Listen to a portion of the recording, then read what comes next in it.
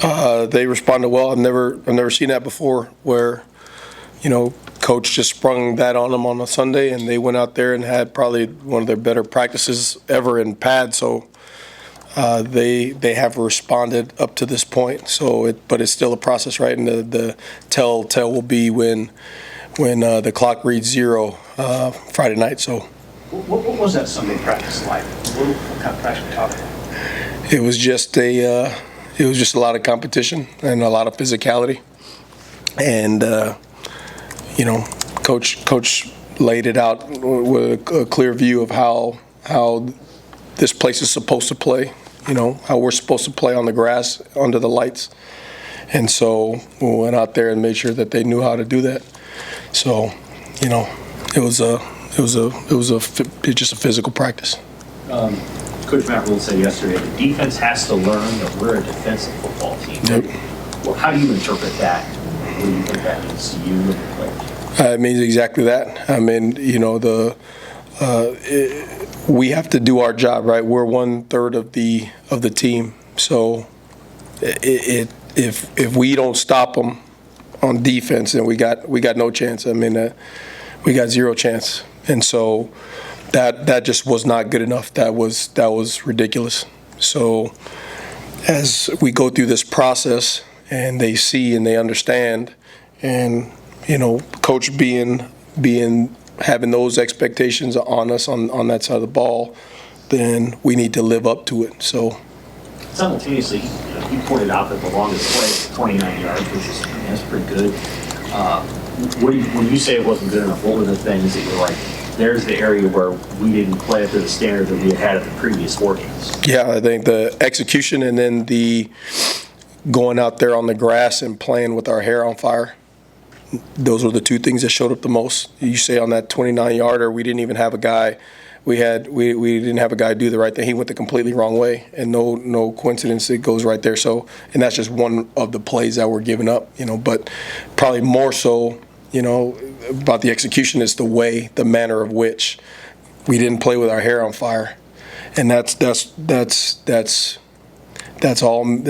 me. I know Coach sat up here in front of everybody and said that and did that, but that's also my responsibility too, to make sure that when those young men line up on the grass, they play lights out and they play RDV, and they didn't. So we need to make sure that we allow those guys to do that. Tony, that critique of them or that evaluation of them, of the way that things went, the whole coaching staff, team, did you see it from the beginning of the game? Like, did you see some of the things that were making you unhappy on the first drive, or did it snowball as the lead got bigger? No, from the first drive you saw it. I mean, you could see things right off the get-go, like the execution part, guys not being in the right spots, and then guys not playing not to lose versus going to win games. I thought Coach said that the best. When we step on the field, we go play to win. We can't be hesitant. That's me included as a play caller, right? I can't be perfect all the time and try to think I'm going to win the game. It's trusting those young men to go out there and go play and lay it out on the line. So it all starts with me in terms of letting the guys go play and being aggressive as hell and turning them loose so that they can go do those things. So. You've played on some Friday games before. For you, what is the difference kind of preparing a defense with one less day to go on the road and not having that day here at home to kind of prepare? Yeah, it speeds everything up. You don't get the luxury of really taking that extra day to put that last game to bed and then say, okay, have the day to go and look. You merge the 2 days. Putting it away right from the get-go and then turning the next game. And I thought it was really cool to watch, because not only did Coach, I think, do that to make sure, like, hey, there's going to be a standard that on Saturday was not acceptable. That's not the way it's going to be around here, period.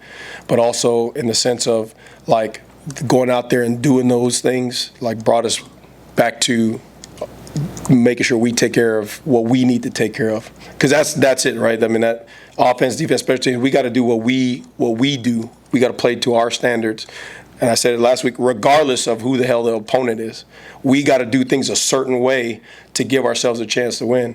So going out there and doing it and remind ourselves that it does not matter who we're playing. It is about us doing what we're supposed to do, so that way we can go do it. How do you guys respond to Deshaun's injury right away, and what does that mean for the secondary moving forward? Yeah, I mean, that's where all that cross-training and stuff helped. We got guys moving around, and they're going to have to pick up the slack. I mean, we got guys doing that right now, with Cam being down and then Luke going down on game day and stuff like that.